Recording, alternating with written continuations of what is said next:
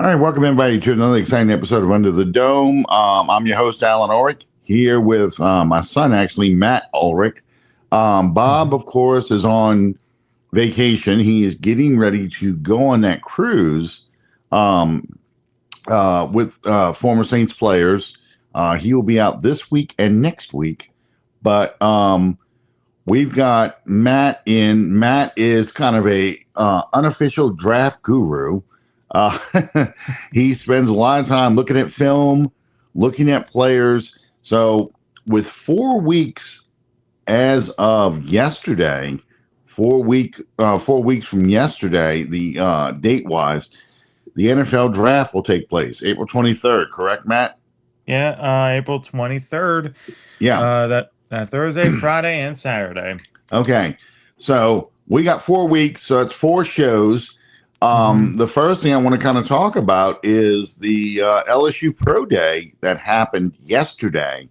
I think Tulane's was today, but LSU's Pro Day. A lot of Saints people in attendance. Mickey Loomis, Jeff Ireland. I don't think Kellen Moore was there. I think Kellen Moore was somewhere else. Yeah, Kellen Moore was at Miami's Pro Day. Miami's Pro Day. So that's Ruben Bain. Okay. So Delane became the hot topic yesterday because the Saints do need a corner. So my question to you is, number one, does Delane fit this defense now? It's not a man-based defense like it was under Dennis Allen. It's more zone-based. So, and he seems to be more of a man-based cover guy. If he does fit, is he going to be an outside starting corner, and then you move somebody like Riley or Kool Aid McKinstry down to the slot to take the plays for Alontae Taylor? What do you do? Yeah, so if you draft Mansoor Delane, you pretty much have your nickel set package right there. I mean, you basically have him running alongside with Riley and Kool Aid.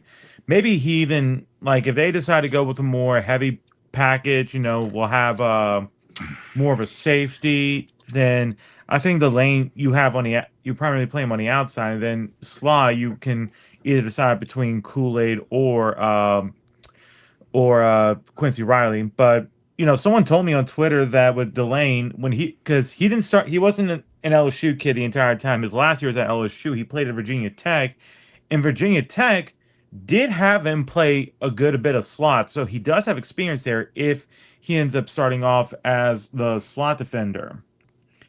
And I think he's very willing. Like, I think he would fit fairly well. I mean, he seems to know what's going to happen. I mean, there are times where he plays good zone coverage and both man coverage. He's kind of equal in that sort of way. And, I think he fits primarily because he is willing to make a hit. He's willing to tackle. He's willing to get dirty in the run game. And, if you want to stay well in the run, you don't just need you don't just need an edge rusher that can set the edge. You need to have a corner that's willing to go in there and make that tackle.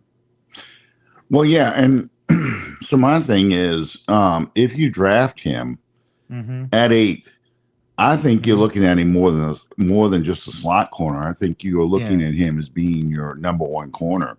Yeah, and I feel like the Saints do really want that. They want to have someone shadow the best receivers. I mean, you got Ted McMillan. Now, McMillan didn't exactly burn the Saints, but no, you don't want to give him that opportunity. I thought Coker kind of affected the Saints a lot more than McMillan did.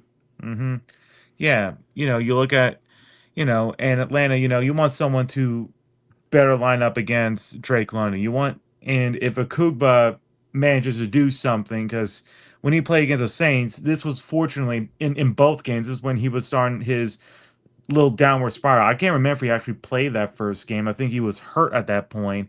But when he came back in that second game, he was a non-factor. And this was during Tampa's downward spiral. So it should, but you don't want to be left in that situation where you're just like, okay, we're kind of worried about who do we want to cover McMillan? Who do we want to cover London? Who do we want to cover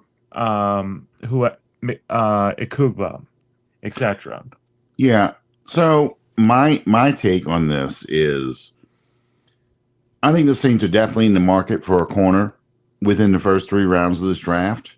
Hmm. I think they realize, that's why they let Alontae Taylor go, Yeah. because they were going to look to upgrade that position. I think they were happy with Quincy Riley, and I think they were not.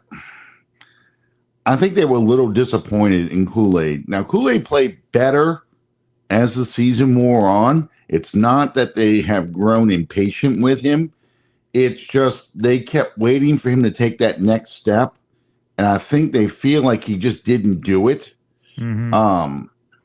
against the better teams. Like, Hmm. when you're playing the Rams or you're playing to an extent Tampa Bay, Tampa Bay had helped out a lot that it stormed that day. And it really took away the passing game.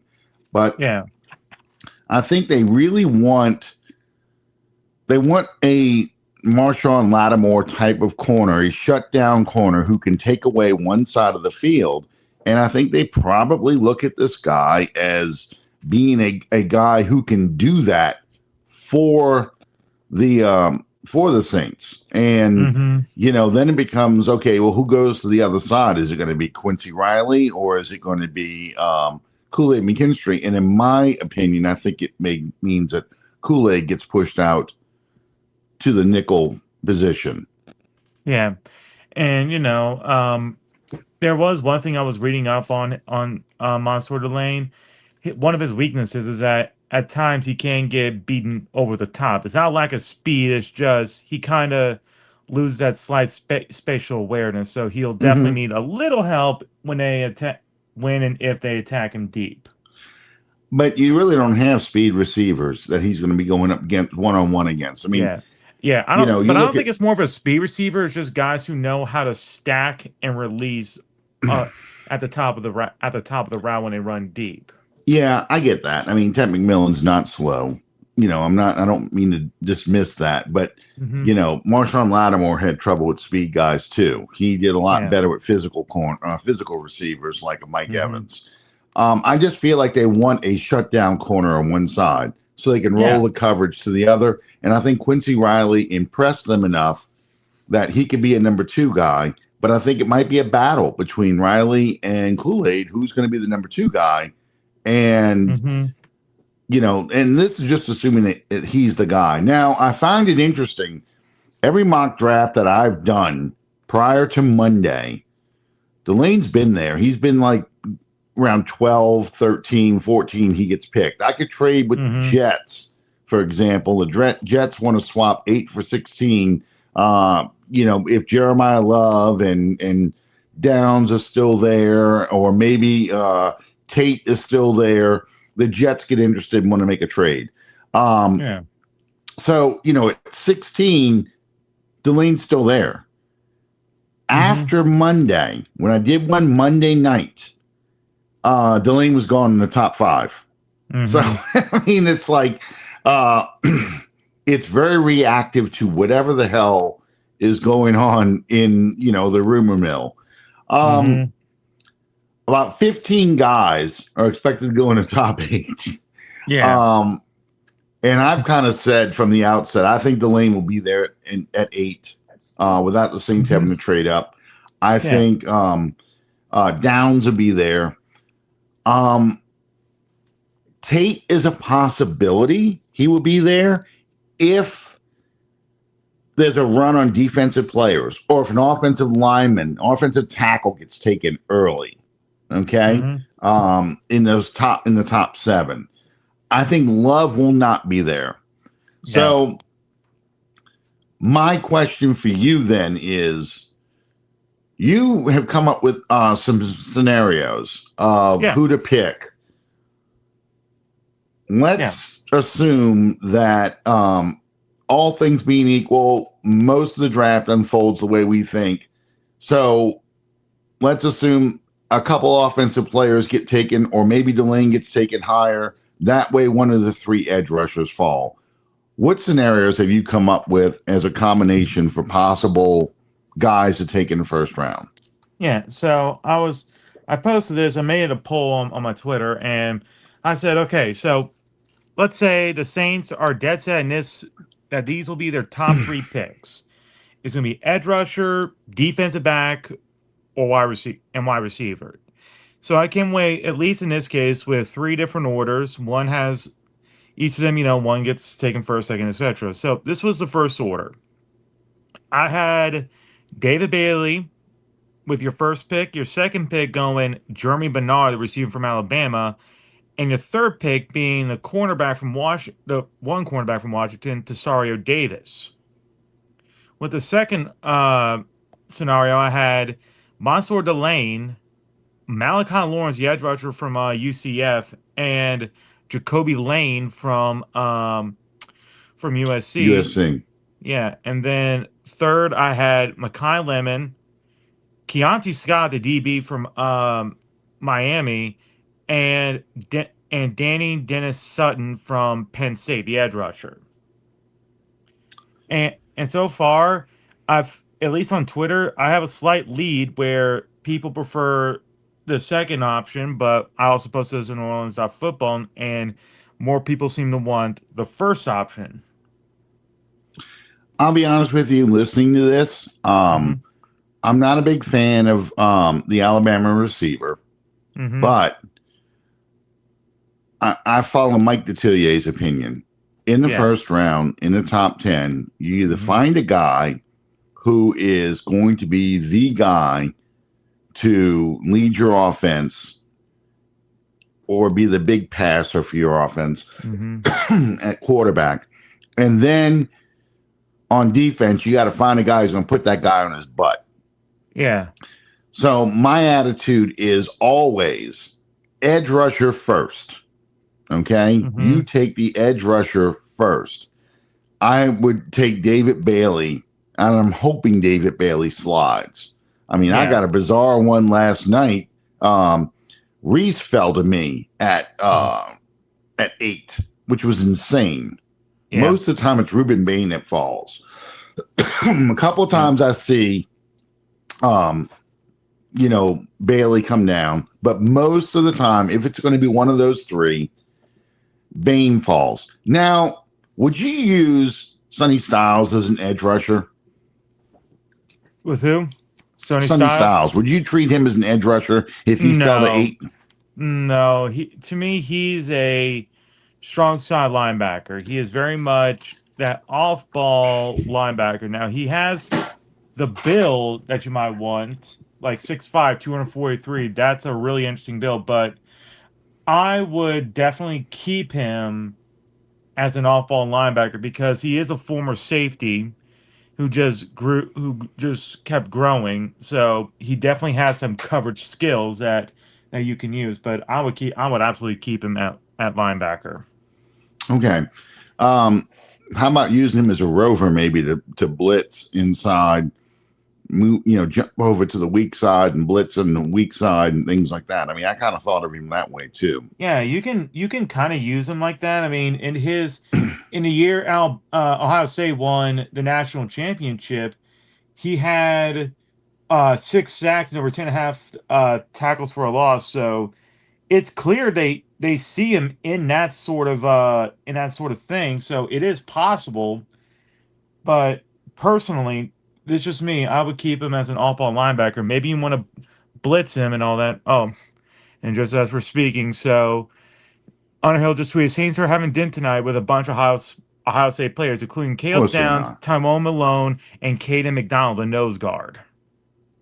Yeah, of course they are. Of course they are. Well, look, Ohio State's pro days tomorrow, so I expect a full attendance. Oh, yes, absolutely. I think you'll find that's where Kellen Moore is, too. Yeah. Okay, it's interesting you mentioned McDonald's the nose tackle. Nose tackle, then. Is there anybody that you would take in the first round? There's only one. The one guy I would take in the first round would be the defensive tackle from Texas Tech, and that's Lee Hunter. Now, I wouldn't take him pick 8. I wouldn't take him pick 8 because He's not Vita Vea level good because that's the only nose guard that I can name of out of the last 10 years, and 2015 and 2016 is that cutoff because I know you're thinking of Danny Shelton, but but definitely I'm Vita thinking the Vea is probably Sue that last too. guy who I would take in the top, just in a top 10. Like he's got to be at that level. And I love Lee Hunter a lot, but he's the only guy I would take in the first round. Okay, which defensive tackle is the one that hurt his foot at the That's combine? Caleb Banks. The big, That's a defensive tackle from Florida. yeah. Okay. And he's not a nose guard. He's definitely more of a 3-5 tech. He's raw in some aspects because, injuries, but what works with Caleb Banks is just there's the size, the strength, and the violence. Yeah, that's why I like him too. I like Caleb Banks. I like Caden McDonald. I like Christian Miller from Georgia. Mm-hmm. But weirdly, the one that everyone seems to love is Peter Woods from Clemson. Most of them even have him going in the first round as a top 15 pick. I did see him mocked to the Saints a couple times at 8. Tell me what you like and dislike about Peter Woods. So Peter Woods, he can definitely does a great job at disengaging his blocks. Like there are times where he gets off his blocks with some solid quickness. He's also definitely faced more than his fair share of double teams because throughout his 2025 tape, I think he was double teamed at least a third of the time. Like they were keying on two different players on the defense, and that were TJ Parker, the edge rusher, and Peter Woods. Now, some of his biggest problems were his technique as a tackler. He had one of the worst missed tackle rates. Like he would get there, he'd be in the backfield, but when it came time to make the tackle, he whiffed more times than not. I think PFF had him track. I know it was pretty high. I need to get that exact number. Yeah, he had a high missed tackle rate of close to like 28%.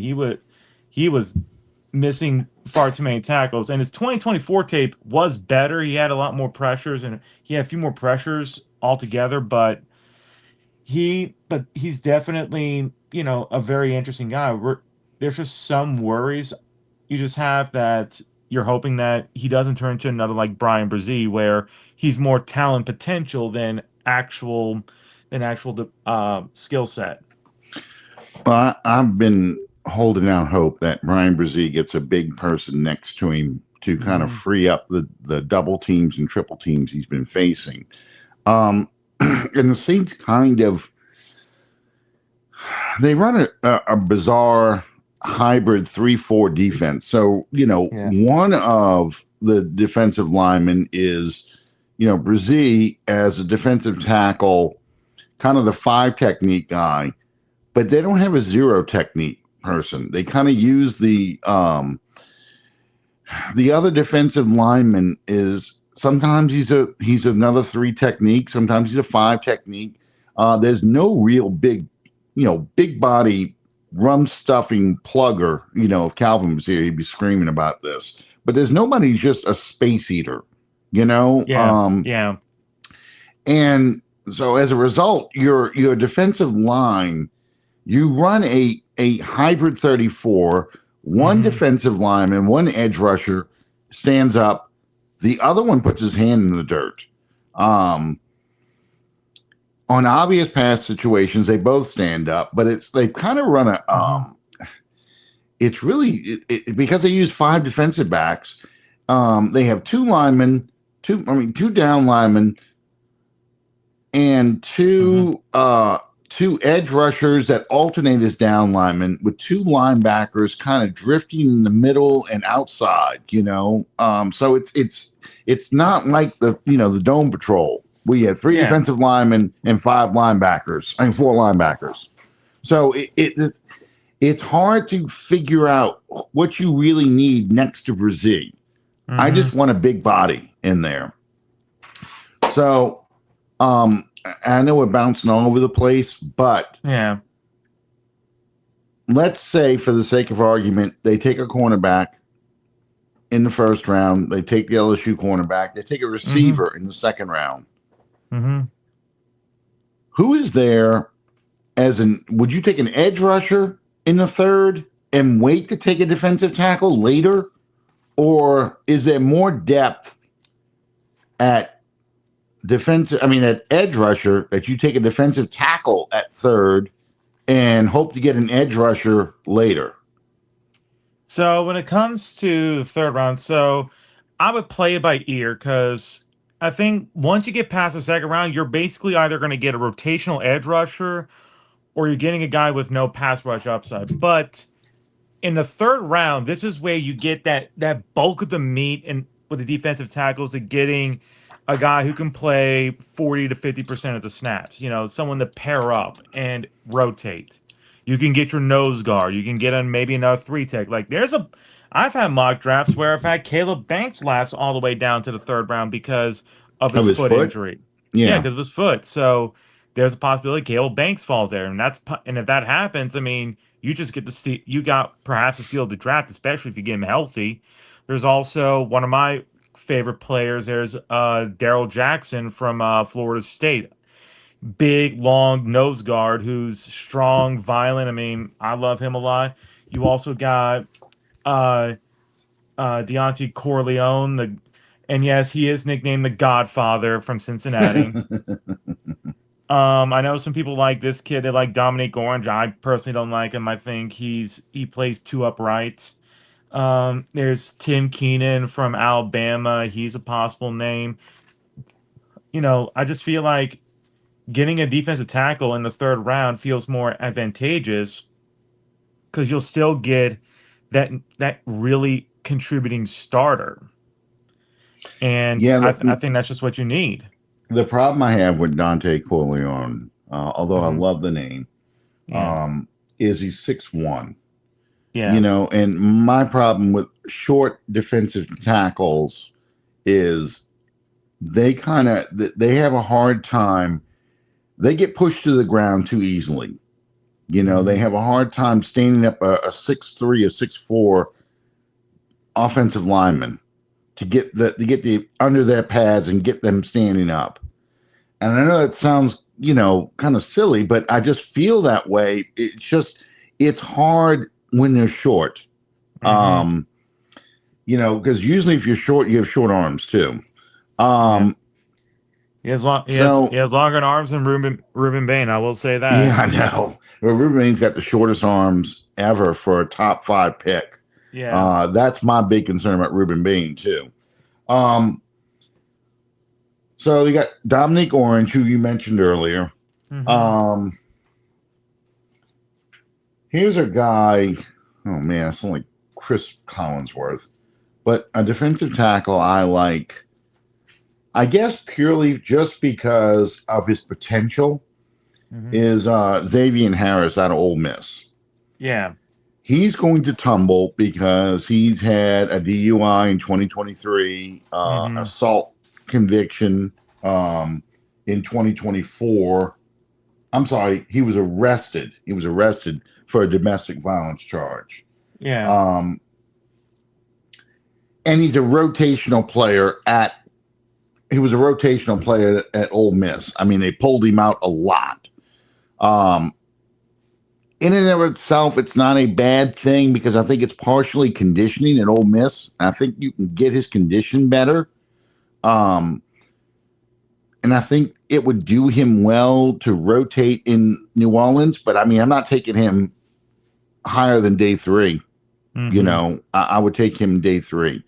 Okay, so Mark is asking a question.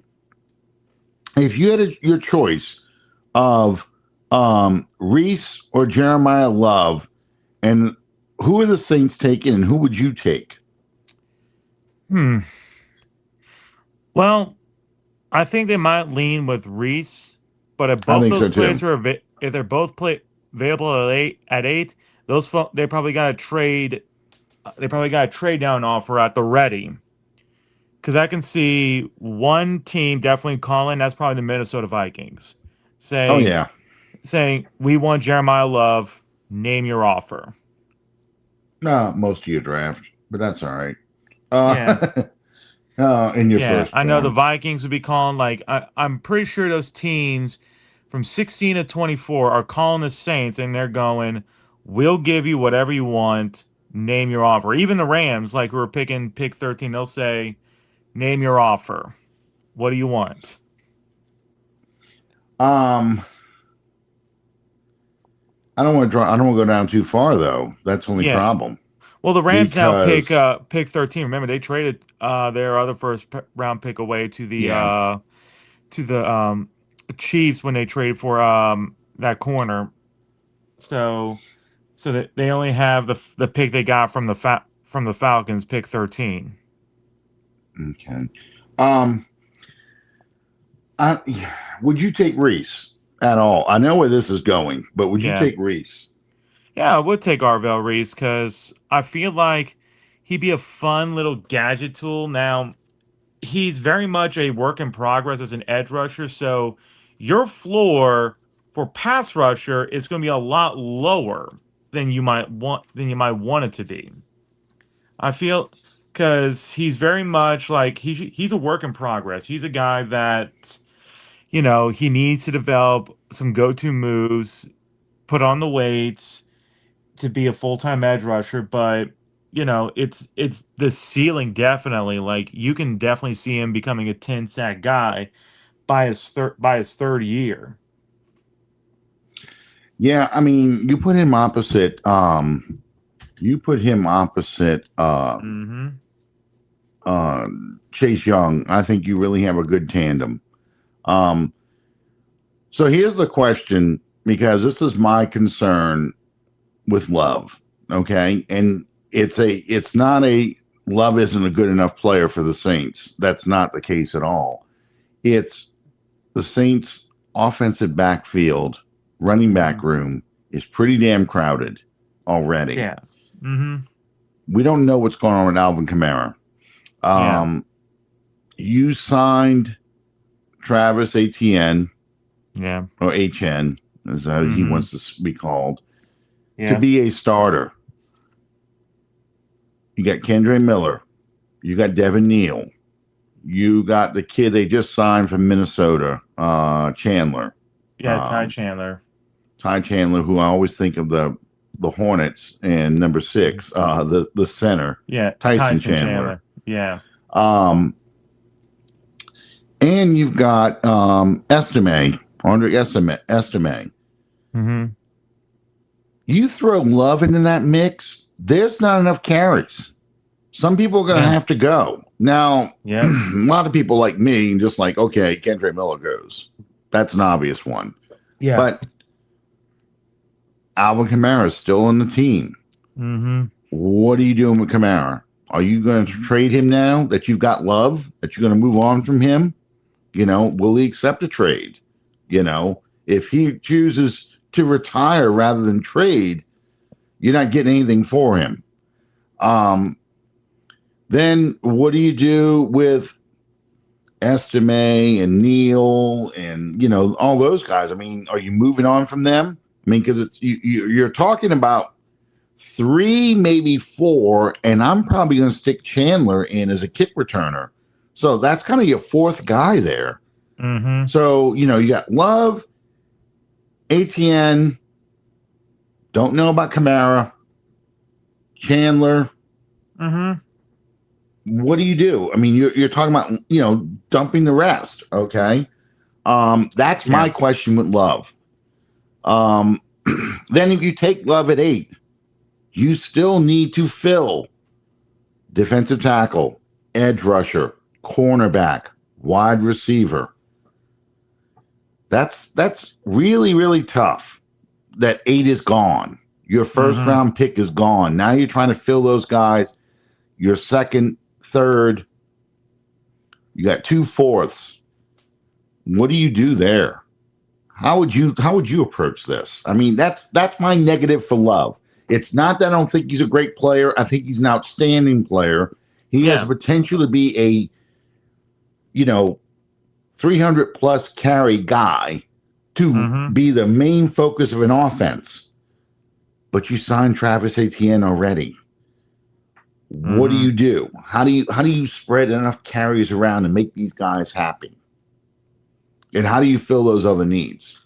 Well, what you're probably left with is that you are going to be forced to make a lot of business decisions because you're gonna have to find a way to utilize that two back system because you've Mm-hmm. paid HN all that money and now Yep. you spend a high draft pick on that. You got to find a way to utilize And you got to money tied up utilize in him. Kamara too. Yeah. I mean, who knows what's going to happen with Alvin Kamara? I mean, does he even want to stay on this roster? Like, what if he looks at it and he goes, "Man, I'm not going to get my snaps, am I?" Maybe go. What if he says, "Yeah, go ahead and trade me because I want my snaps. I want to be on the field on offense, and I feel like that's not going to happen." And you don't want to set your pick on fire where you're just like, "Yeah, sorry, Jeremiah, you're probably going to only be playing 20% of the snaps if we blow out a team." I mean, in some ways, it feels like the 2017 Saints, where you brought in um, Adrian Peterson, but he was an aging player and you didn't sign him to a huge contract, but you Mm-hmm. brought him in, and you had all these guys. And then in 2011, you had, you brought in Darren Sproles. Reggie Bush got pushed out the door. He saw the hand right in the wall once Mark Ingram was drafted, Yeah. so I get it. And I'm not saying that you can't draft a running back. I Mm-hmm. just don't think Jeremiah Love is the pick anymore once you sign Travis Etienne. If you didn't sign him, then Love can be the guy. Mm-hmm. And that's a bizarre thing to say because it's not that Etienne is that much better than Love. It's Yeah. just that you have to look at this from the business standpoint. Does that make Mm-hmm. sense? Yeah. Yeah. You have to look at it from a business standpoint because first of all, I mean, you don't want to have the most expensive running back room because No, because you're I about to pay mean, a receiver too. yeah, you got to pay a receiver, and also you're paying those top 10 picks. That salary is going to keep going up and up and up. You're eventually gonna Mm-hmm. be paying Jeremiah Love a ton of money by the time he hits his third and fourth years as a pro, and especially if he's doing well. And there's just going to be a lot of impatience in both the front office and perhaps the fan base because be like, hey, when are we going to see Jeremiah Love take over a game? When are we going to see him start getting more snaps? And especially you're looking at Mickey Loomis up there in the box, he's going to be like, we picked this kid at 8 when you know we and here's our coaching Yeah. staff not really playing him. Well, I think they will. What I think would end up happening is Alvin Kamara Hmm. would see very, very few touches. He's just standing on the sideline mostly. Yeah. Um, and they would try and trade him from there. Hmm. Because he would be the odd man out.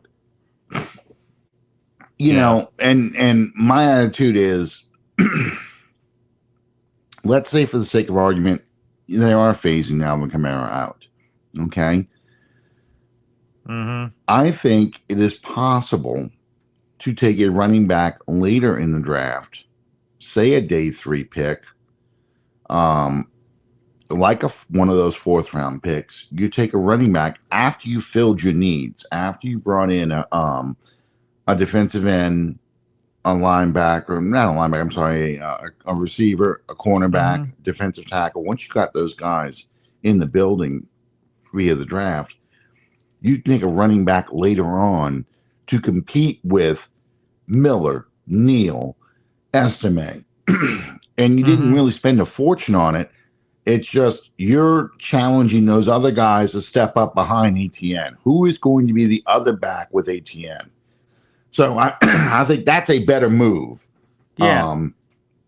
Just because, Yeah. and And you're still a challenge and you're still working on your depth, but you're not tying yourself between guys that have to be fed, if that makes any sense, because you spent that much yeah. draft capital to go Oh, get a guy. yeah, oh, absolutely. Like, and I think, You look at the Saints running backs. Like the Saints, I saw a report recently. They held a private workout for Washington running back Jonah Coleman, and Coleman's definitely more of an inside runner. So Yes. if the Saints are looking at a running back in this draft, they're looking at I think they're going to say this. Okay, we got our main stud, we got our main ball carrier in Travis Achan. I almost said Trevor because well, Trevor's the brother. He's over at Carolina right now, Yeah. and they're saying, okay, Ty Chandler, he's competing for special teams. We don't know 100% what is going to happen with Alvin Kamara. He hasn't given us any indication on what he's going to do. We don't know if he's going to go, if he's going to play with us. We don't know if he wants to retire. And I think, from what I've heard, from what, people who have Saints sources have told me, they're trying to push Alvin Kamara to go retire. They want him to retire. Interesting. Interesting.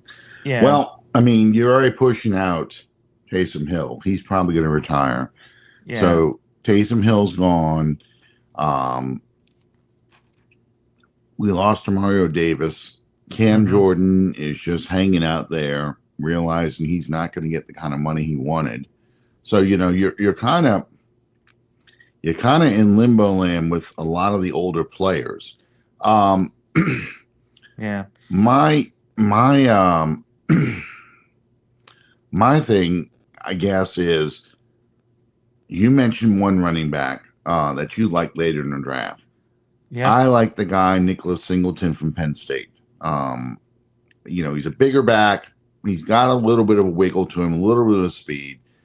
He's inconsistent. I get that, but he's got soft hands. He can catch the ball. But I'm looking for an inside runner, because the Saints run that inside zone, and I think they've got a lot of backs who are similar from the standpoint of you got guys that run outside zone stuff. You don't have a lot of guys who run the power inside between the guard and the tackle, between the center and the tackle. Yeah. And I think that's a problem because you don't have enough of those kind of guys. And that's what these guys like to run. They like to run that inside zone running play. You saw that with Estime. You saw that with Neal. Who are the guys that are best inside runners that you could probably get later in the draft? Okay, so I got one guy playing on my TV, and that's Nebraska's Emmett Johnson. You can get him in the fourth round, and he's not exactly the fastest. He ran a 4.56, same speed as Alvin Kamara, same 40 as Alvin Kamara, and he's not the biggest back. But what he does very well is that he's great. He's a great cutter. He's very quick with his cuts. Like he can make guys miss. Like this is a game against Iowa, and he makes some really interesting cuts. And he did a lot of his damage on the right side. Like they did a split on him running from the right to the left side. When he ran to the right side, he had over 7 yards of carry versus on the left side, which was just slightly under 5 yards. He had over 1,400 yards rushing, 12 touchdowns, underrated pass catcher. I think he's a very interesting player. I like him. One of my personal favorites is Katron Allen from Alabama. I'm sorry, not from Alabama, Penn State, the other running back. Big guy, very much an inside runner, runs right through teams. I love him personally. I think he's one of the better players of just inside runners. He's more of a power back. I think he runs in a gaps, works better in a gap scheme, but I really like his potential as a runner. I think he's as an inside runner. I think he's really, really special. And there's definitely a couple other guys. I would stay away from Adam Randall. I don't think he's good, or Demond Claiborne. I don't trust either one of them. Seth McGowan is very much another one. He's very much an up and down runner. He likes running up, in up the gut, more of a vertical runner. I like Jamari Taylor's a little interesting, and No, Whittington is underrated. It's not a deep running back class. No. I think you definitely need a little more, but I'm not. Oh, wow. You're not going to What's believe that? this. Saints just signed quarterback Zach Wilson. Why? They wanted a veteran quarterback. He's your QB3. Maybe you send Spencer Rattler to the Shadow Realm in a trade. Zach Wilson. So we're talking, I got to cue up Mother Lover, I guess, from Saturday Night Live. Yeah, I just see it pop across. Zach Wilson, they signed him. Yeah, Interesting, interesting. I think it's more likely it's a guy, a camp arm, and let yeah, him compete and see what he can do. yeah. Because right now Let's see you if we don't. can be a Right now you don't quarterback have a. whisperer for Yeah, him. you don't have a third quarterback right now. I mean, No, you don't. because Jake Hayner, he's in Kansas City now. And that sound you hear is the applause every time Jake Hayner's in Kansas City is mentioned. Yeah, But yeah, I mean, that'll be interesting. I'm not ready to go and get rid of Rattler yet. I think it's more or less, this is a guy who's going to compete, and maybe he makes the team, maybe he doesn't. But it's just hmm I can't for right now. I put him as a camp arm.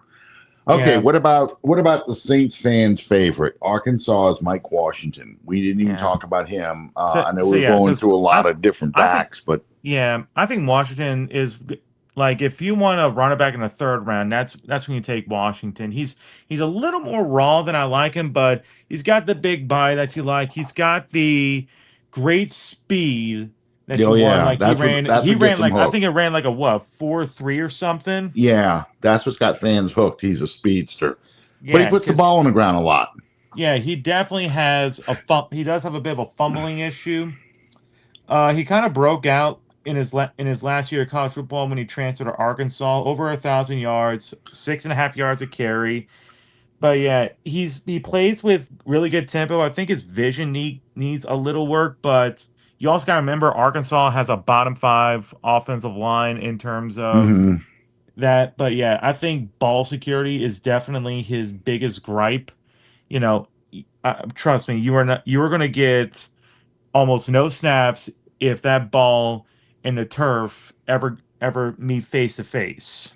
Yeah, if you're going to put the ball on the ground a lot, you're not going to get much trust from Saints, no matter what your skills are. So, I Yeah. mean, that's the hard part with Mark Washington. I like the guy a lot. He's got good size. hmm He has got um, great speed. He's got soft hands, believe it or not. He can catch, Yeah. but you put the ball on the ground too many times. And I think that's what's going to make him fall to the third round. People just not going to trust him. Yeah. Um, It kind of reminds me of this high school football movie. There was a running back in practice kept fumbling the ball, so the coach tells his players, Give him a anytime code you see red. the yeah, yeah, tells is that what they call it? Code red? From a few good men. Guy kept Yeah. dropping his rifle. They put glue on his Yeah. hands. Oh yeah, yeah. But yeah, they told him that listen, anytime you see this guy with a football, he needs to come back to practice with that football. So I want you to rip it out of his hands. And then at one point he's got the ball sitting on the desk while he's listening to the lecture, and one of the defensive players sees it and he punches it out and they try to recover it, and it's a big mad scramble. And I think that's what I would do if I'm the running back coach. I would say if I see Washington, I say Washington, I tell him, listen, you carry that football with you throughout all film study, all throughout camp, and if you and then I would tell the other position coaches to tell their players, if you see Mike Washington with that ball, he needs to bring it back to practice. I want you to try and take it from him every chance you get. If he doesn't come back, he's running laps all over in the indoor stadium. I didn't know if you mentioned this guy or not. CJ Donaldson from Ohio State. CJ Donaldson. Enough. Yeah, not really familiar with him. I think okay, I see him. I He's don't know. kind of a. They I got haven't him had at the. They got him at the end of the draft. I yeah, mean, maybe you not a. could yeah, maybe you can get him as a UDFA.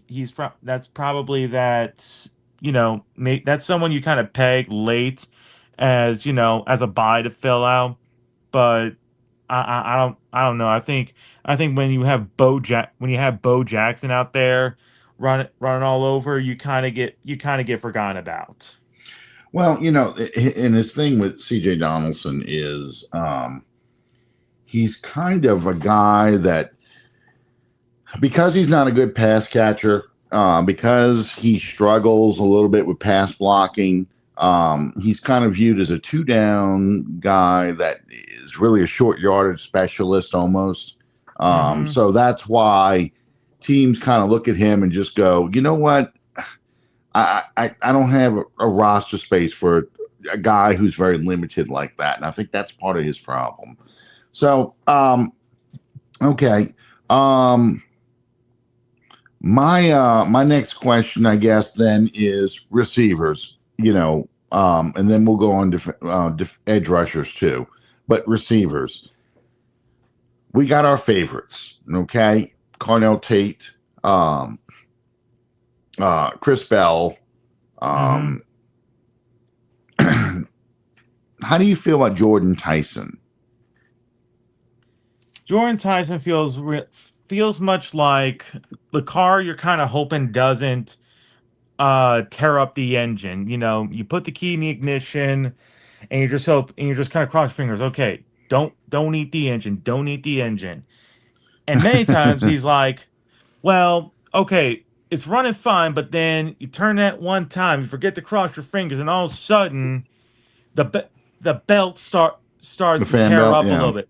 Yeah, the belt starts to tear up, or all of a sudden the oil is now leaking on the ground, and you can't get anything going, or the battery's dead. It's just there's always something, Yeah, my and thing. now go ahead. I was gonna say my thing with him is, it's like a sports car. You're trying to use it as a daily driver. When you drive it and it's running the way it's supposed to run, it's an incredible car. It is Hmm. fast. It can do whatever it wants to do, but it's going to be in the Yeah. shop a lot. Yep. And I'm not looking forward to the Nick Underhill tweets that Jordan Tyson was not seen at practice today. Jordan Hmm. Tyson was running along the sidelines today. Jordan Tyson was, you know, he's wearing the red non-contact jersey. Jordan Tyson's questionable every week for the game, doubtful. Hmm. So Yeah. I mean, it's tough Hmm. because the guy is when he's out there, like I said, he's incredible. Oh He yeah. is, Yeah. but the injury history and it's everything. It's not like broken bones. Okay, we can, that's just bad luck. It is knee injury, broken collarbone, elbow injuries, everything. And Yeah. it's Right. just, and that's just in college. He hasn't Yeah. finished a whole season in college. Yep. I want to stay away from him. And I know he's going to end up going to a team where he's going to have this incredible season too. And Hmm. people are like, how could you pass up on a guy like this? But I just feel like, if he's always in the shop and given the Saints' history with injuries, I just can't take it. I Yeah. don't want it.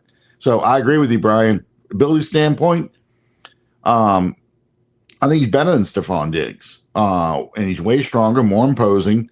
But with the Saints and injury history, especially at receiver, no thank you. No thank you. Hmm. Yeah. Um, And you look at Tyson. I mean, I watch his tape. I watch him at Arizona State. He's a he honestly should be the number one wide receiver in his draft. But who's that? Tyson, Oh, like yeah. I think he's better than Carnell Tate and Makai Lemon. He just has it. You just don't feel like if you trade down into the 20s for some reason, then I would take that lottery pick on Jordan Tyson and be like, you know what?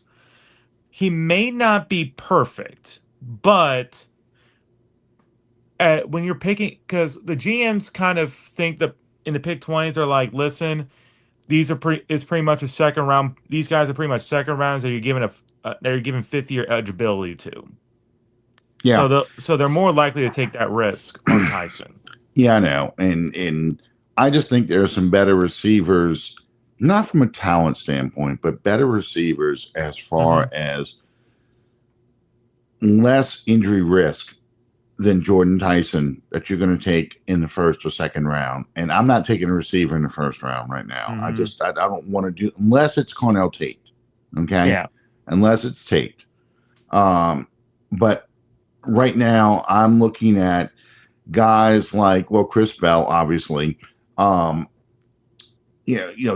Boston attracts me. I'm looking for size. I'm looking for the physical X receiver that will give Tyler Shuck that third down option. Hey, we need to make a play.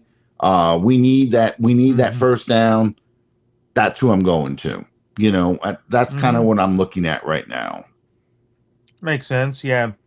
And Chris Bell was talked in an interview about Tyler Shuck, and he's like, listen, Tyler Shuck told me last time, like, I'm pushing your name left and right. Oh, yeah. Yeah, because I think he's crossing his fingers that Chris Bell is in a Saints jersey, and I think there's going to be a lot of cheering going on in New Orleans if Chris Bell somehow falls to Saints at 42.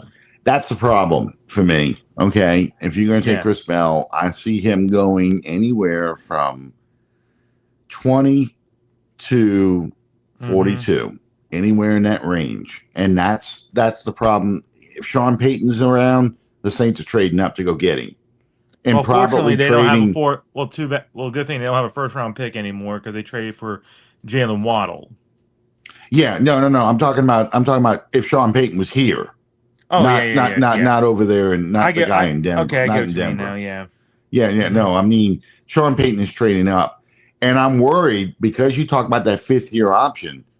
Do the Saints trade that second and maybe their first next year to move up to get him near the bottom of, because like I said, from 20 to 42, that's the range I think he goes in. Do they trade up to get back at the bottom of the first round to go get him so they get that 5th-year option on a receiver?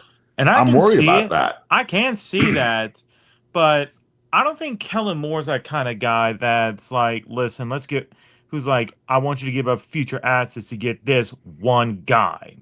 Because with Sean Payton, he's very specific about which player he wants, and if he'll tell Mickey Loomis, I want this one guy. When he's like in 2017, he told Mickey Loomis, I want Alvin Kamara. In 2019, he said, I want Eric McCoy. I want Von Bell. I want this one player. And Mickey Loomis wanted will work Alvin his Kamara. magic. Yeah. Meanwhile, I think Kellen Moore's more like, okay, here are the two guys I like. I like Tyler Shuck and I like Jackson Dart. Here are a couple other guys if we can't get them. Let's hold spots. Let's see how it works, because I think he will be available at this pick range. Yeah, here's the issue too is I think they sort of feel like, not that they're going to make a run, but they feel like, hey, we're close to building the kind of young core we really want. We're pushing the old guys out. Okay. We're on the cusp of building a young team. Yeah. My problem again is if you start sacrificing picks, we're not at the point where we need a few picks. We need a lot of picks. That's why trading down always appeals to me. But that's not the Saints' MO. So, I can understand trading up for Chris Bell to make sure you get him, but I'm worried what it's going to cost you to do that. Yeah, we were just mentioning that, Jerry, that we signed Zach Wilson. and I'm not burying anybody yet. I just think he's out there competing. I don't think he's going to take Rattler's job. I don't think, he's going to take anybody's job. He's got to fight for his own job first. Yeah. And I think, and I look at, but I think that kind of gets Garrett Nussmeier and all the quarterbacks, though, off the table. Yeah. There was always a fear we were going to draft Garrett Nussmeier. Mm-hmm. Okay, so we talked about defensive tackles, talk about some, if you don't take a defensive tackle early, where there's some late possibilities. What about defensive end edge rushers? If you don't take one in the first round, where could you get a good edge rusher, say third round on down? Okay, so third round, I mentioned it. I mentioned one of them. It was Danny Dennis Sutton from Penn State. A good project player. I don't know if he will be available third round, but a good project player would be Joshua Josephs from Tennessee. He's a little light, but he's got the reach and the speed and the explosiveness. He's got a great first step. He's got really, really good arm length. Like, he's very much a work in progress that you might need a couple years, but he works as a rotational edge rusher. There's the partner with David Bailey's Romello Height. There are times where he's actually looked better. His biggest concern is definitely build again. He's once again on the smaller side, but there's a lot of effort and a lot of good play. There's the Michigan pass rusher, Derek Moore, very underrated pass rusher. He had a good breakout season last year where he had 10 sacks. There's Anthony Lucas, Jabe Jackas. I would say it's kind of top heavy in terms of the draft. But, and again, I think you just need to be you got to be really sure that what you want, what do you look for mostly? Are you looking for a rotational edge rusher, or you're looking for more of someone who can kind of play immediately and also kind of help with the run?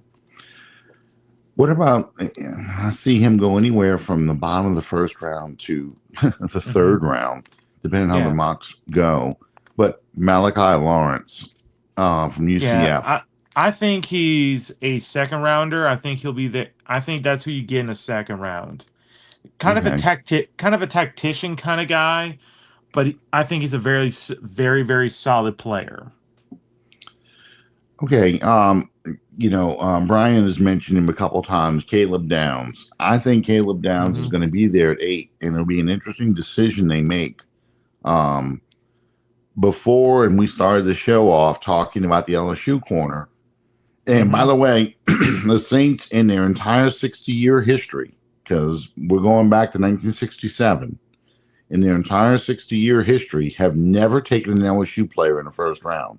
So that would be the highest draft pick from LSU the Saints ever took was Dalton Hilliard back in 1986 with the 31st pick. And that was when there were 28 teams in the league. So it was a second round pick.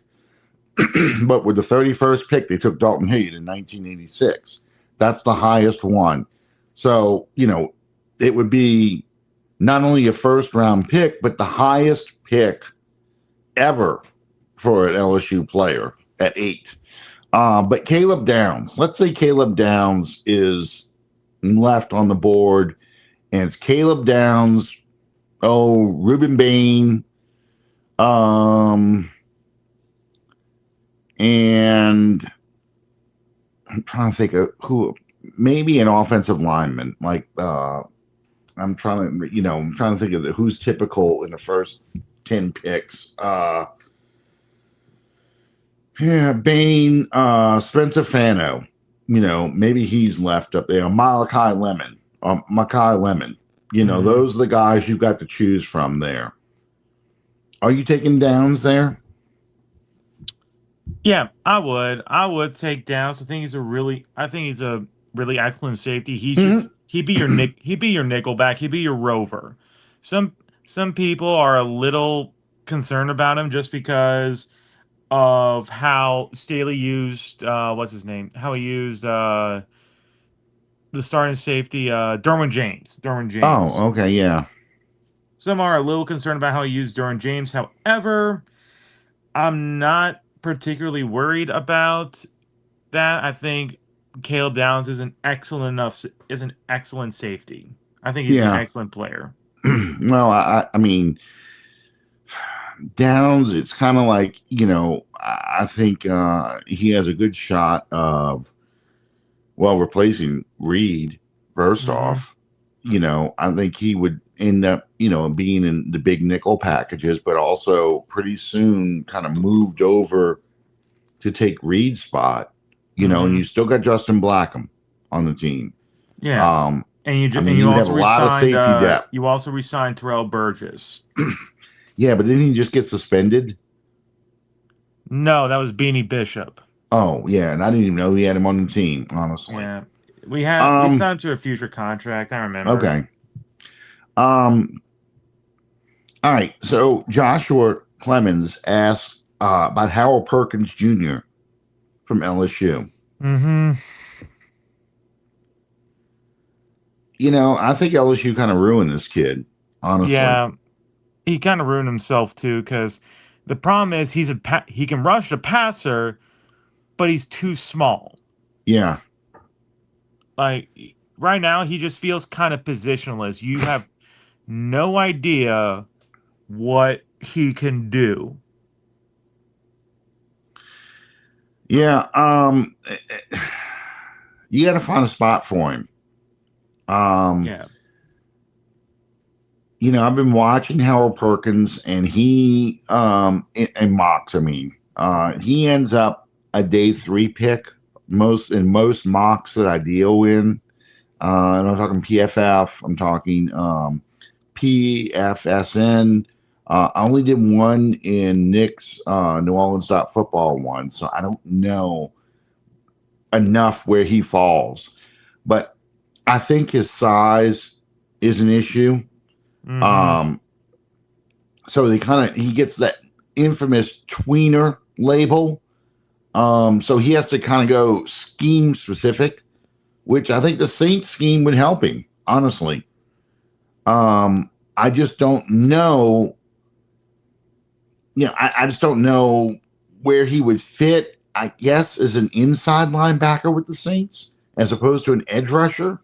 I can see that. It's just every time I look at him, he's to me that should have been they should have made him more of an edge rusher, but his And that's what he defensive was. That's coordinator, when he started. That's what yeah, he was.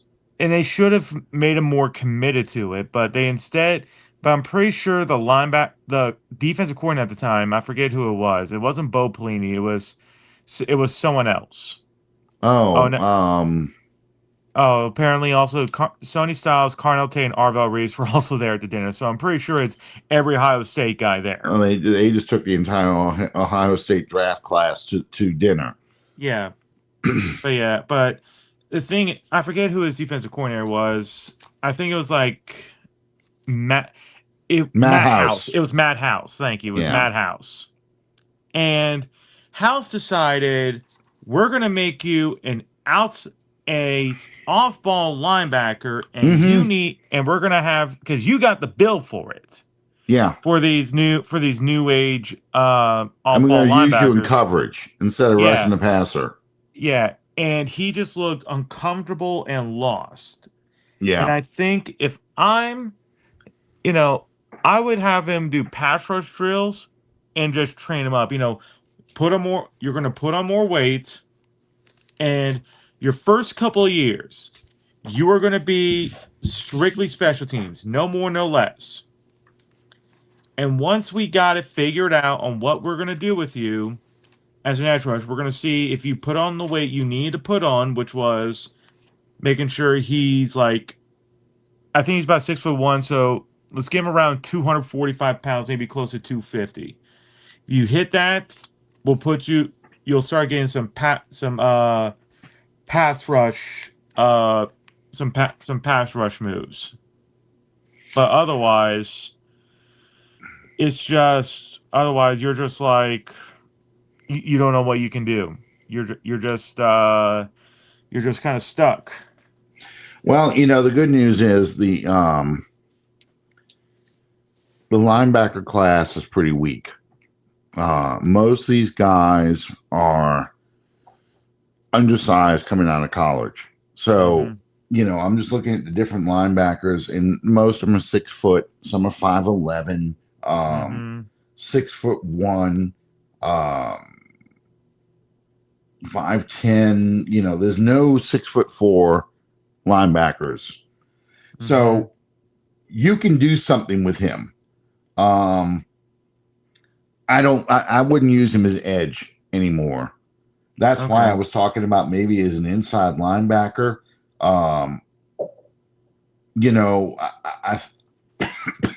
But an inside linebacker with big bodies in front of him and keep him clean, so he can just tackle the ball carrier, not deal with an offensive lineman or a fullback hitting him first. Shoot the gap.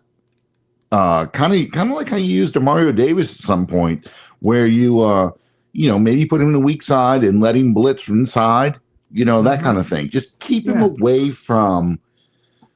Keep him clean. Keep people off of him. Use his intelligence and his speed. And I think you need to get a good strength and conditioning coach on a guy like that. That's a good comparison.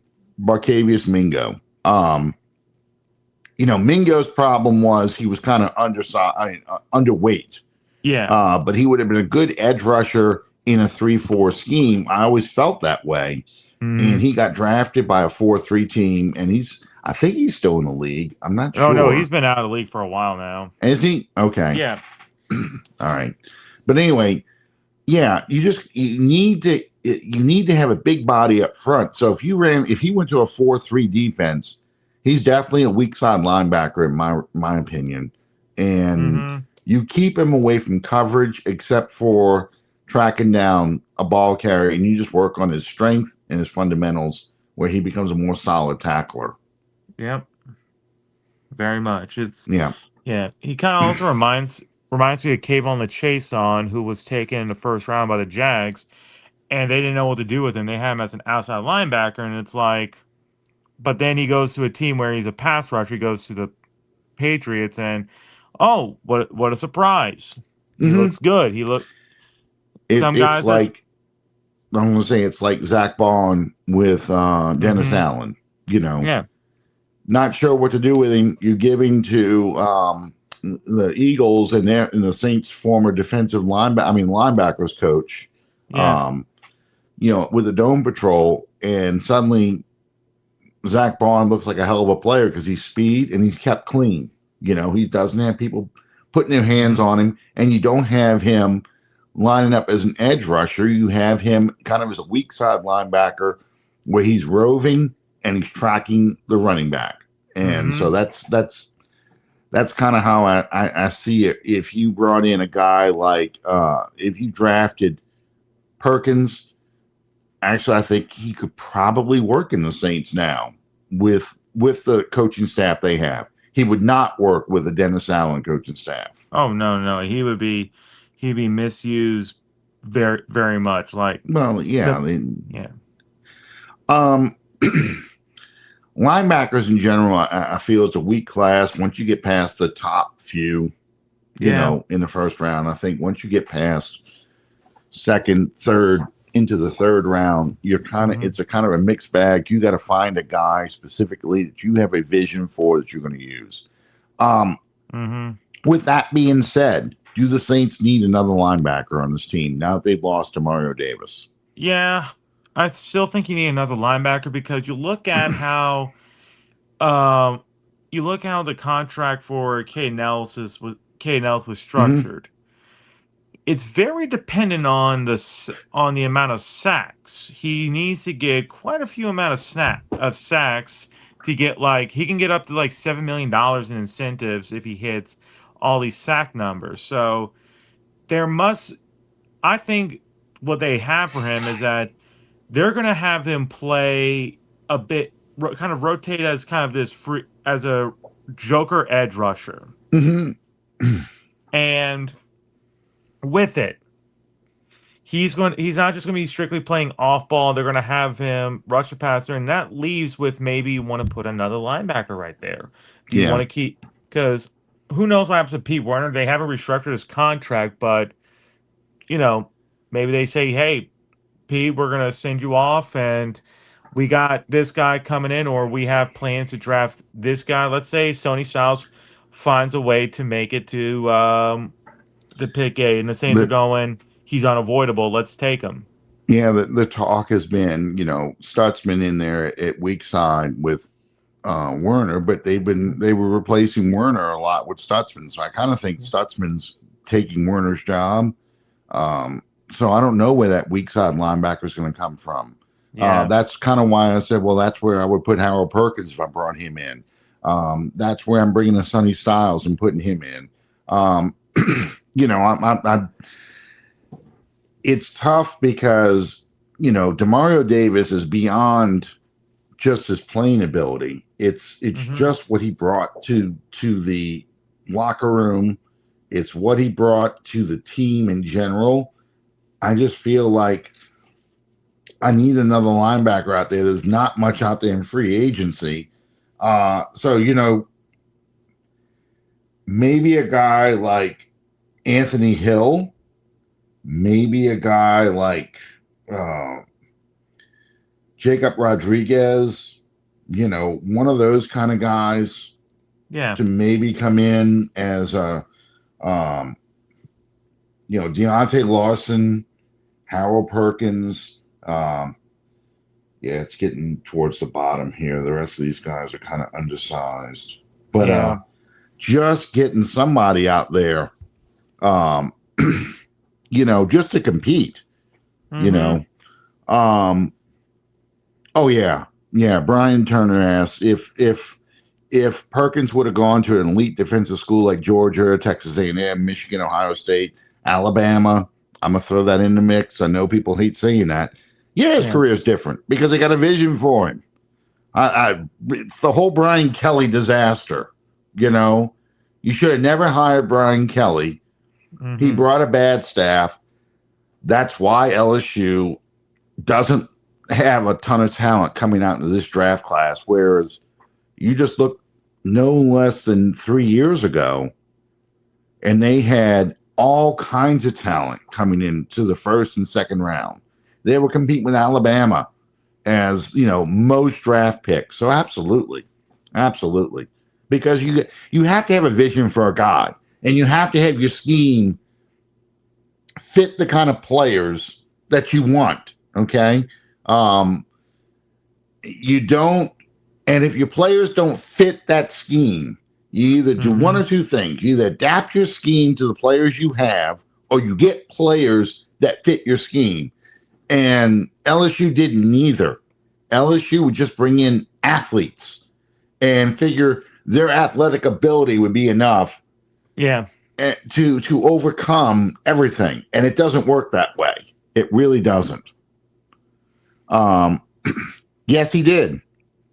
He did. And he did tear his ACL. I think the issue was, like we said earlier, they started to use him as an off-ball linebacker. They put him in, they started dropping him off in coverage instead of rushing the passer. They didn't work on his techniques for tackling, so he did have some missed tackles. He looked lost out there, and I think because he was thinking so much, they tried to make a player fit their scheme, whatever they wanted to try and do, whatever Matt House wanted to try and do with this scheme, and I think that's the problem,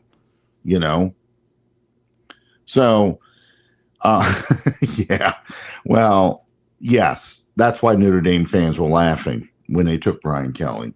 He didn't fit the culture either. I mean, you got to get a guy who fits the culture too, and The first press conference I heard where he tried to do some Southern drawl, and I went, "Oh Lord, here we go. You're play acting." So, yeah, it would be a great story if he could come back. He came to the Saints and restarted his career and showed what he should have been at LSU. It would be a great story. And he's got a great opportunity because there's not a lot of talent in this draft past the first 2 rounds. I mean, CJ Allen from Georgia is predicted to go in the first round. So, to me, I want a weak side linebacker. I don't want to rely. I think Stallbird is an interesting character, player, but I don't want him to be the guy I'm counting on, as a starter. Yeah, absolutely. I totally agree with you, Brian. Okay, I think we've covered almost every position on the team. Oh, one last position. So offensive line, people want to push Cesar Ruiz to the curb. So a lot of guards get mentioned. Yep. But no one mentions center. Are there some center guard players that are worth looking at that people might not be thinking about that would be great day 3 picks? Yeah. Just for depth. I would love to get Logan Jones from Iowa. I like this kid a lot. I think he's great.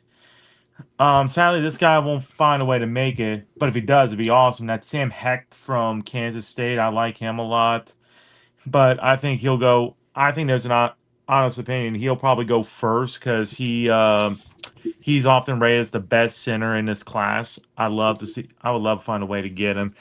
But yeah, I like Logan Jones, the center. I like Jake Slaughter from Florida. I think he's a really nice center, even though he kind of looks like he would be a 40-year-old dad who's cooking one mean barbecue out the backyard. I have no problem with Jake Slaughter. I like Jake Slaughter a lot. Yeah. I think Bo Stevens, the other Iowa guy, I wouldn't mind him. Brian Parker from Duke, nice solid player. There's some okay options. It's just you're getting into that territory where you're seeing more projects and guys with just severe athletic limitations. DJ Campbell from Texas has played almost on every position on the offensive line, it seems. Mm-hmm. But that's actually a good thing for the Saints because you want somebody with versatility. I don't think he's a tackle anymore. I think he is I think he's purely an inside guy, probably guard, not so much center. But I think you do. And they got the kid from Kentucky. Logan, Jag Logan, I think is his name. Who's the center from Kentucky? Jaeger Burton. Jaeger Burton. How could I forget that? Yeah, it's Jaeger, like Jägermeister. Oh, Jaeger, even better. Yeah, that's probably what his parents drank when he was conceived. Yeah, hence that name. But you get a guy like that who can play center, but has some guard experience. I just feel like with McCoy, I don't want to be in a position where I'm sitting there going, gee, I hope he can play 17 games. He hasn't done it in 2 years, but I hope this is the year he finally can. I'd like to have a guy where I'm going, okay, this guy has a shot. If or when McCoy goes down, he's got a shot to start, and he can actually play. We're not scraping the bottom of the barrel and starting. You're not training for Luke Fortner at the end. Of preseason. Because exactly. Like everyone's worried about Cesar Ruiz. They're like, oh God, if we have to get another season with Ruiz, when you have your starting center who's missed a total of over 20 games. Yeah. Due to serious injuries. Yeah. I mean, is his body breaking down? That's a legitimate question you've got to have right now. If his body is breaking down, that means he will get injured again. Mm-hmm. Ruiz started out as a center, I would love to find a guard to replace his ass and let him be the backup center too. If he can hack it as a center. That's what he was at Michigan. But, I'm going to assume he's not going to do that. So I got to look for a center. Somebody can play center guard and, go from there. So, that's a position that you may have to look at in day 3. And again, that's why when we started the show, my big concern is to take, edge rusher, receiver, and cornerback in the top 3 picks. That way, with the 4th round picks, I'm maybe looking at running back and offensive lineman, or running back linebacker, and then I'm going or running back defensive tackle, or maybe sacrificing running back completely and just doing defensive tackle, linebacker. Now I'm bringing in another receiver, safety. I'm bringing in guys with those last 3 picks in the 5th, 6th round that are depth guys, offensive guard, those kind of stuff. So, let's see. Did I see how Jordan Seaton looks? I have not. So Jordan Seaton is a tackle that got in a transfer portal, and he apparently shed quite a bit of weight and now looks a lot bigger. Like he looks more like an NFL tackle. Okay. I have not seen that yet. No, I have not, but I have not been following LSU there were pictures right now. out from the pro day. He was there. And apparently, wherever he came from, I forgot what school he initially came from. He was kind of out of weight, out of shape, basically, overweight and all that. And then, it looks like he's hitting whatever off-season program LSU's now running, because he looks a lot healthier and looks a lot better. It's amazing when you have a better coach. Yeah. What happens. So even if it is Lane Kiffin. Well, he's a as they all say, he's a hoe. So he's a hoe, and he's LSU's hoe now. He's just gonna follow the money. Okay, Matt, how does your poll look right now? Have you looked at it recently? Nothing's changed. Okay. Yeah. Okay. He must have come from Colorado. He says Colorado did and does a terrible job of district. Colorado. My sister-in-law works there. Matt's aunt works there, and she's not in the athletic department. She's in the admissions department. But, Colorado's got to figure out what they want to do with this football program. So much of it seems like they paid so much for Dion for the attention, thinking they get all these athletes in, but they really don't have a program. It's just like you got to build a program where you're developing guys, and it feels like, this is going to sound terrible, but it's because Allison, your sister, played in AAU. It feels like Dion did this to take care of his kid, and I know he had cancer, but with his kid, both his kids graduating, it's like he wasn't very interested in just coaching to build this thing anymore. It was just there to help his kids. And I could be totally wrong, could be totally misreading this, but that's just how it felt. And it's my experience with AAU programs, basketball. They start and stop them based off of parents who are coaching their own kids. So whatever. Matt, how can they follow you on social media to get more of your draft takes? Yeah, I'm there at Budrich17 on Twitter. That's primarily what I'd be using. So that's the only one I'm gonna post. Okay, and you also occasionally host some Discord stuff and Spaces stuff on drafts. Where can they find that information now? They can find that on Twitter? Yeah, they'll find it on Twitter. It's still Budrich17. Okay. Yeah, he likes to host a lot of draft discussions. So if you want to talk about specific players, believe me, he's probably looked at them. I'm old school. I got my books. I got this one and this one. I like to refer to them, during the NFL draft. I still go online, everybody else, but I like having these things because I like revisiting these things in 3 years and see how accurate they are, their predictions on players. And it's always entertaining to see that because some guys, they're dead on right. And some guys, they really missed it, both good and bad. Some guys ended up being stars. They had rated way down at the bottom. So it's always interesting to go back and look at these things after time passes. And 3 years is generally, kind of the window for that. So, guys, I saw a bunch of people in here I hadn't seen that are new people. Joshua Clemens was one. There was one other person I saw a comment in here. Brian, Joshua. Jerry, of course, is always here. Mark is back again. So I appreciate you guys all joining in. I saw 12 to 15 people in the chat at one time. So as always, I appreciate you guys joining us. Draft is always fun to talk about because it's like Christmas. And I'm old school. Sears Roebuck catalog, Christmas Day or Christmas season. You're flipping through the pages, marking off what you want, hoping to get on Christmas Day. That's kind of how I feel looking through the draft stuff. It's Christmas in April.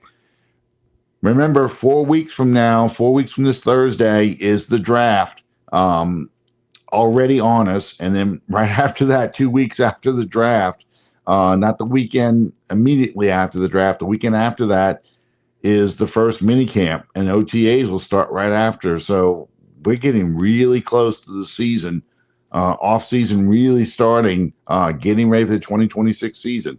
60 years in New Orleans Saints. It'll be the 60th anniversary, November 1st, be 60 years. So I don't know if they're going to have a special patch or not. They haven't announced yet, but I don't think they will because I haven't seen many teams do anything for the 60th anniversary. Yeah, I just think, because after 60, the next one is either 70 or 75. In most cases, it's 75. Yeah, and I'll be 73, 74 when that happens. So great. Yep. Yeah. Be an old man. Give me my jersey. Give me my patch, damn it. Yes, I've got the 25th anniversary. I've got the third. I don't have the 30th. I've got the 40th, which was the state. And you got the 50th. And I got the 50th. Those are the three that I've got. Yeah, the 30th was ugly. I didn't like the 30th one. Plus, that was Jim Moore, the year Jim Moore quit. Yeah, that'll be 30 years. The Diddley Pooh speech, 30 years now, this season, when Moore quit. So it's unbelievable. It just really, really is. So thank you guys for joining us. And as always, we'll be back next week. Matt hopefully will join us next week because Bob will still be on vacation, but Bob will be back in time. There's no Bayou Blitz this week or next week. But Bob will be back right before draft time. We'll go through some of his sleeper picks, and then we have the draft show. We will do a draft show on Bayou Blitz Thursday, Friday, and Saturday. I know I like to join him Thursday night. I don't know if I'll make it Friday night, but I will try and join in on Friday night. And I encourage all of you guys, as soon as the Saints make the pick, start commenting, flood us, with comments on that. Hopefully it's a great pick that we're all excited about. In the meantime, thank you guys, and we'll see you next time on Under the Dome. Good night, everybody.